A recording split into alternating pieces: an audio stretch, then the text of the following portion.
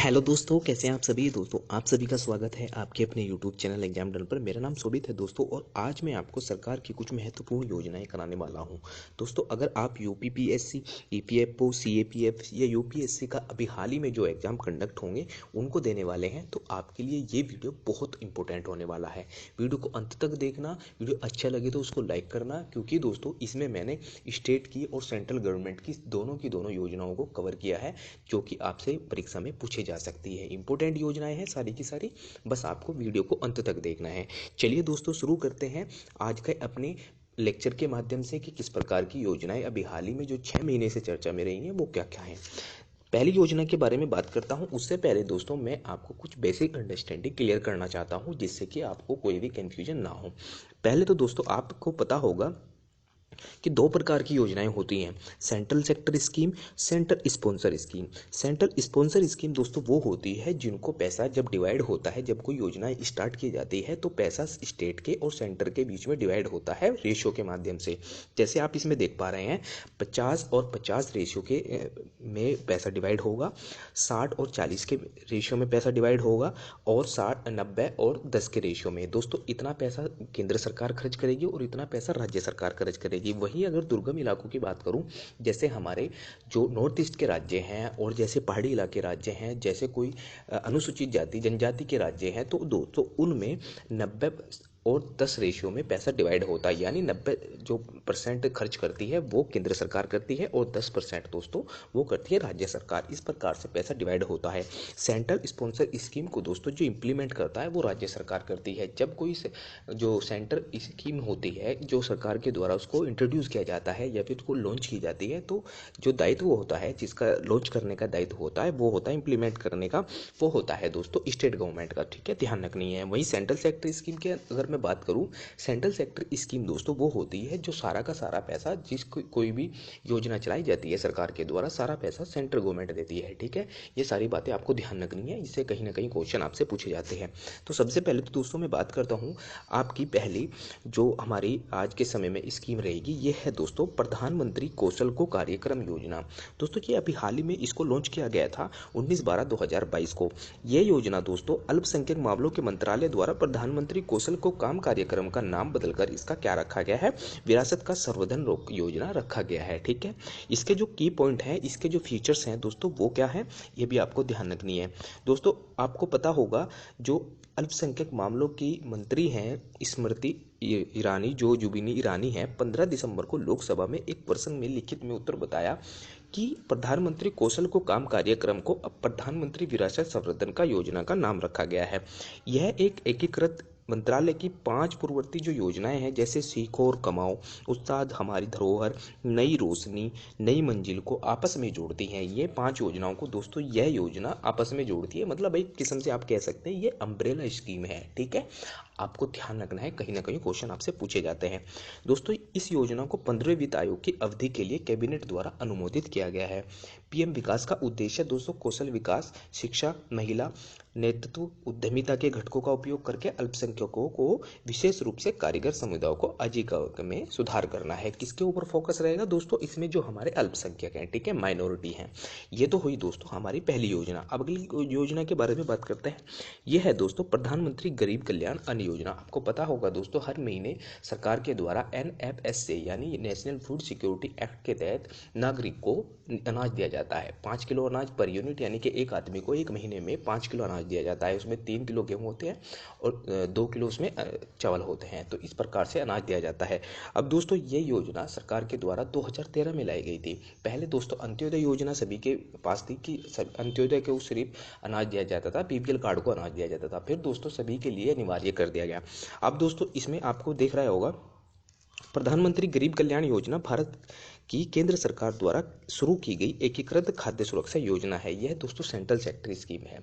और मैं आपको पिछली योजना के बारे में बता देता हूँ, ये भी सेंट्रल सेक्टर स्कीम है जो मैं आपको बता रहा हूँ। ठीक है, इंपॉर्टेंट है, थोड़ी सी बारे में इसके बारे में जान लेते हैं। क्योंकि दोस्तों इससे आपके जो क्वेश्चन पूछे जाते हैं एनएफएसए के में पूछे जाते हैं, जो इसके की पॉइंट हैं, जो इसके की फीचर्स हैं, ठीक है। यह योजना दोस्तों 2013 में लाई जाती है और इसमें जो एलिजिबिलिटी है वो भी आपको ध्यान रखनी है। जैसे अंत्योदय अन्न योजना, हर एक महीने में एक अगर किसी का अंत्योदय कार्ड है तो उसको 35 किलो राशन दिया जाएगा। इस प्रकार से दोस्तों आपको प्रायोरिटी हाउस होल्ड और स्टेट गवर्नमेंट के द्वारा उसका कार्यक्रम होगा। और इसके जो की प्रोविजन है मैंने आपको बताया, 35 किलो फूड दिया जाएगा फ्री, ठीक है। और वहीं दोस्तों अगर 5 किलो की अगर मैं बात करूं, इसको पर यूनिट दिया जाएगा एक महीने के अंदर 6,000 रुपये दोस्तों। जो कोई महिला गर्भवती है, जब उसका डिलीवरी होती है तो उसके 6 महीने तक उसको 6,000 रुपये दिए जाएंगे, ठीक है दोस्तों। ये इंपॉर्टेंट बात है, इसको भी ध्यान रखना है। 6 महीने तक उसको दोस्तों राशन भी दिया जाएगा। जैसे आप देखते हैं जो भी बच्चों के को अपने खाने के लिए दोस्तों वो न्यूट्रिशन होते हैं उनको ज़रूरत होती है, तो इस प्रकार से ये सब चीज़ें सरकार के एनएफएसए के तहत की जाएगी, ठीक है। इंपॉर्टेंट है दोस्तों, आपके लिए ध्यान रखना है। अब दोस्तों एक है वुमनिया इनिशिएटिव। वुमनिया इनिशिएटिव दोस्तों ये एक किस्म से पोर्टल है कि जो हमारे सेल्फ हेल्प ग्रुप हैं, जो हमारे स्वयं सहायता समूह की लेडीज हैं, उनके दोस्तों उनको क्या करना है कि वो अपना कार्य करती हैं, क्या फिर कोई भी ऐसा उद्यमी या एंटरप्रेन्योरशिप होती है उनके अंदर, मतलब वो उद्यमी होती हैं, तो वो अपना प्रोडक्ट एक पोर्टल पर लाकर बेच सकती हैं। जैसे आप देखते होंगे दोस्तों, हमारा जो ई मार्केट प्लेस है, ई नाम से एक जो किसानों को उपलब्ध कराती है, वो सब चीज़ें उपलब्ध कराता है कि एक प्लेटफॉर्म पर आप आकर वहाँ पर अपना प्रोडक्ट बेचिए। तो इसी प्रकार से दोस्तों एक वुमनिया इनिशिएटिव है। इसके जो की फीचर्स हैं ये भी आपको देख सकते हैं। मोबाइल से पेमेंट हो जाएगा और की पेमेंट इसका जो क्विकली पेमेंट होगा और नोटिफिकेशन एसएमएस के थ्रू आपको दिया जाएगा। तो इस प्रकार से दोस्तों ये जेम यानी कि गवर्नमेंट ई मार्केट प्लेस के माध्यम से ये कार्य करेगा, ठीक है। ध्यान रखना है दोस्तों, सेल्फ हेल्प ग्रुप के लिए है, जो हमारी स्वयं सहायता समूह की जो महिलाएं हैं, ठीक है। एंटरप्रेन्योरशिप और जो हमारी 80% जो वुमेन होते हैं, जैसे establishment, self finance and more 60% और 8 million unit on and A led by women entrepreneurship, ठीक है। इंपॉर्टेंट है दोस्तों, आपके लिए ये भी ध्यान रखना है। एक पोर्टल है दोस्तों, ये भी सरकार के तो अभी हाल ही में इसको चलाया गया है। इसकी फुल फॉर्म क्या है? Performance assessment review and analyse of knowledge for holistic development to assess performance to secondary and higher student. इसके जो की पॉइंट है दोस्तों, इसके तहत दोस्तों कार्य करने वाले विश्लेषण प्रक्रिया में एक रूपता लाएगा। यह राज्य और केंद्र बोर्डों के दिशा निर्देश जारी करेगा, परख राष्ट्रीय उपलब्धि सर्वेक्षण करेगा। यह अंतर्राष्ट्रीय संगठनों और शिक्षा बोर्डों के साथ काम करेगा। सबसे बड़ी बात दोस्तों, ये शिक्षा के क्षेत्र में एक पोर्टल है, ठीक है। इसके की फीचर्स मैंने आपको बताए। लगभग लेबोरेटरी जो होती है, जो देश के अंदर लेबोरेटरी होती हैं, उनके माध्यम से दोस्तों उनके लोकेशन को बताना कि परख पर अगर आप जाते हैं, परख पोर्टल को ऑनलाइन ऑफ करते हैं, ऑन करते हैं, तो आपको दोस्तों वहाँ पर आपको दिखाई देगा कि किस प्रकार के वहाँ पर लेबोरेटरी हैं, ठीक है।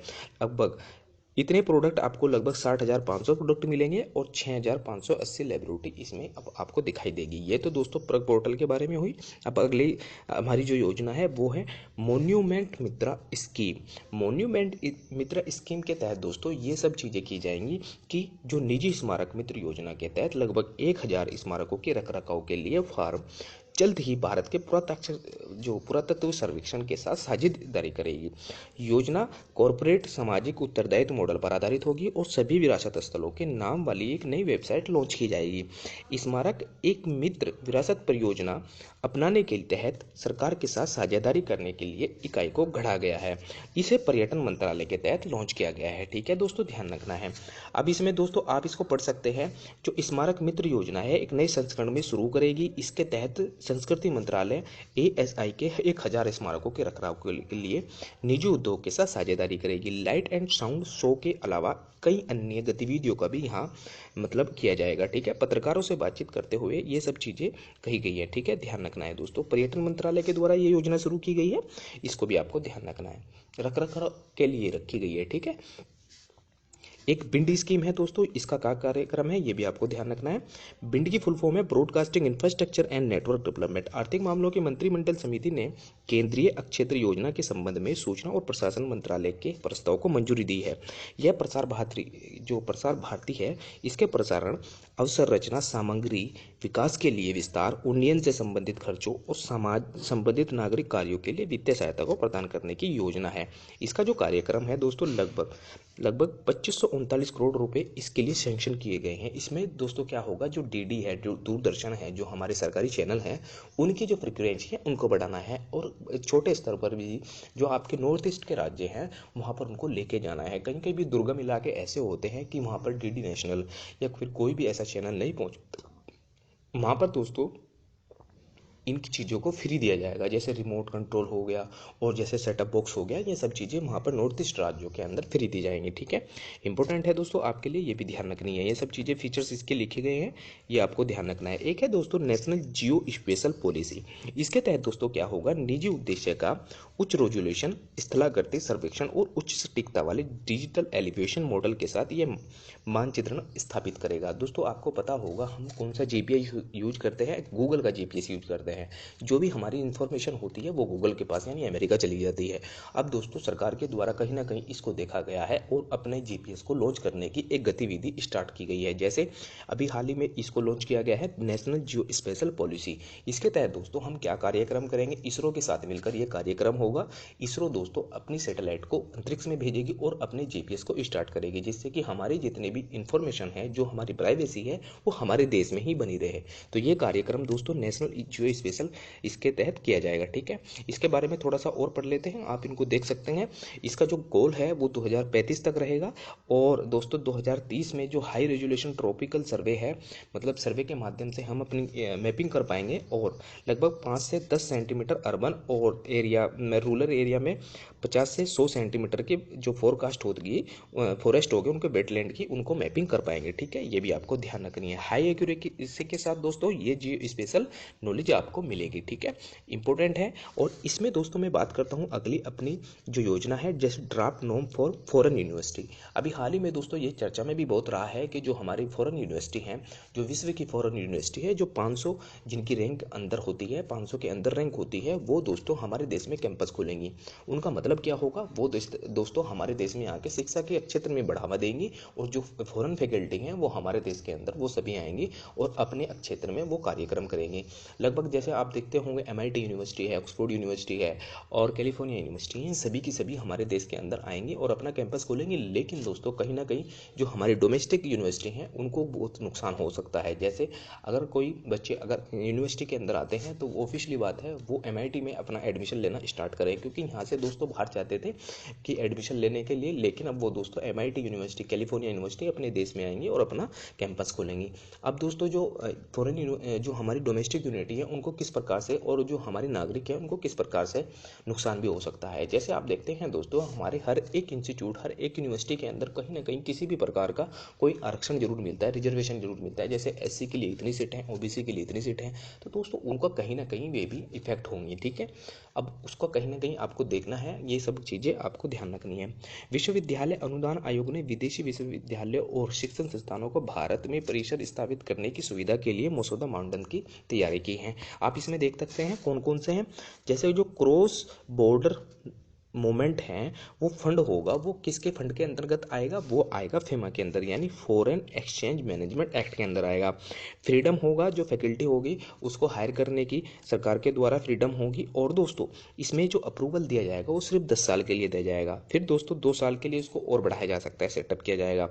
और वहीं दोस्तों इसके अंदर ऑफलाइन क्लास होगी, ऑनलाइन क्लास नहीं होगी। ठीक है, इसमें दोस्तों UGC के द्वारा कभी भी एक्सपेक्ट यानी कि कभी भी उसकी जांच की जा सकती है जो फॉरेन यूनिवर्सिटी होगी। ठीक है दोस्तों, ये सब मापदंड है, इनके ध्यान रखने हैं। अब एक दोस्तों वाइब्रेंट विलेज जो हाल ही में चर्चा में रहा है, वाइब्रेंट विलेज प्रोग्राम जो हमारे नॉर्थ ईस्ट के राज्य हैं या फिर जो हमारे जो चाइना से लगते हुए राज्य हैं उनके द्वारा उनमें दोस्तों एक वाइब्रेंट विलेज स्टार्ट किया जाएगा, वहाँ पर स्थापित किए जाएंगे। लगभग दोस्तों 4800 करोड़ रुपए सरकार के द्वारा सैंक्शन किए गए हैं, और इससे लोगों को सीमावर्ती क्षेत्र में अपने मूल स्थान पर रहने के लिए प्रोत्साहित करने में मदद मिलेगी, और सीमा की सुरक्षा में सुधार करने के लिए इन गांवों को प्लान को उलट दिया जाएगा।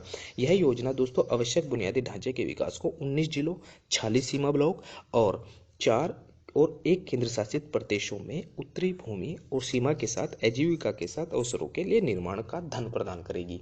ये योजना दोस्तों बहुत ज़्यादा इंपॉर्टेंट है। हमारे साथ जो चीन के साथ सीमा साझा होती है, तो आपको पता होगा जैसे कि हमारे साथ कभी ना कभी उलझन रहती है किसके साथ, चीन के साथ। तो इन चीज़ों को दोस्तों सिक्योरिटी के माध्यम से, मतलब हमारी सिक्योरिटी इंश्योर करने के लिए ये विलेज लाए गए हैं। ठीक है, इंपॉर्टेंट है दोस्तों आपके लिए, ये सब चीज़ें लिखी हुई हैं, आप इनको ध्यान से पढ़ सकते हैं। दोस्तों कुछ इनिशिएटिव हैं और कुछ प्लेटफॉर्म हैं साथी के नाम से, ये दोस्तों हमेशा से ही चर्चा में रहे हैं, ये पूछे ही जाते हैं दोस्तों। ये मिलते जुलते हैं, इनको भी आपको अच्छे से तैयार करना है। जैसे साथी प्लेटफॉर्म है वो मिनिस्ट्री ऑफ एजुकेशन के द्वारा लॉन्च किया गया है। साथी पोर्टल है ब्यूरो ऑफ एनर्जी एफिशिएंसी के द्वारा लॉन्च किया गया है। जैसे साथी इनिशिएटिव है वो टेक्सटाइल मिनिस्ट्री के द्वारा लॉन्च किया गया है। साथी ऐप है, साथी स्कीम है और साथ प्रोग्राम है। इनको ध्यान रखना है दोस्तों, ये क्वेश्चन आपसे कंफ्यूजन में कहीं ना कहीं जरूर पूछ सकता है। अगले क्वेश्चन की तरफ चलते हैं। ये आपको देख सकते हैं दोस्तों, ये कुछ इंपॉर्टेंट योजनाएं हैं जो राज्य सरकारों की हैं। राज्य सरकार दोस्तों ये योजनाएं आप लोग स्टार्ट कर सकते हैं, ये इंपॉर्टेंट है, इनको अच्छे से आपका तैयार करके जाना है, क्योंकि इनसे भी क्वेश्चन आपको पूछ सकते हैं। पिछले प्रीवियस ईयर में दोस्तों बहुत ज़्यादा क्वेश्चन पूछे गए हैं राज्य सरकार की योजनाओं को लेकर। जैसे प्रवाज योजना है, जम्मू और कश्मीर की योजना है, नारी को नमन हिमाचल प्रदेश की योजना है, कुसुम योजना लद्दाख की है, आशीर्वाद योजना ओडिशा की है, जनस्पंदन योजना कर्नाटक की है, गो ग्रीन योजना गुजरात की है, मुख्यमंत्री उद्योग योजना मध्य प्रदेश की है, रोजगार सेतु मध्य प्रदेश की है, मुख्यमंत्री मितान योजना छत्तीसगढ़ की है, प्रिय योजना पश्चिम बंगाल की है, माँ की रसोई पश्चिम बंगाल की है, घर घर पोषण अभियान ओडिशा की है, शाही योजना झारखंड की, स्ट्रीट योजना केरल की, पंचामृत उत्तर प्रदेश की और मातृभूमि भी उत्तर प्रदेश की। ये योजनाएं हैं दोस्तों आपके स्टेट की, इंपॉर्टेंट है, ध्यान रखनी है। दोस्तों वीडियो कैसा लगा आप मुझे कमेंट बॉक्स में बताइए। आपकी तैयारी में इसी प्रकार से मैं कंट्रीब्यूशन करता रहूँ। आप प्लीज़ चैनल को जरूर सब्सक्राइब करें और साथ ही साथ दोस्तों हाँ, आने वाले लेक्चर में मैं आपके लिए लेके आऊँगा इंडाइसिस और हमारे जो न्यूज में रहे हैं, इंडेक्सेस न्यूज में रहे हैं, हमारा स्थान क्या क्या है, वो सारी की सारी बातें अगले लेक्चर में डिस्कस करूँगा। दोस्तों वीडियो के लिए थैंक यू देखने के लिए और चैनल को सब्सक्राइब जरूर करें। ठीक है दोस्तों, थैंक यू, मिलते हैं अपनी नेक्स्ट वीडियो में।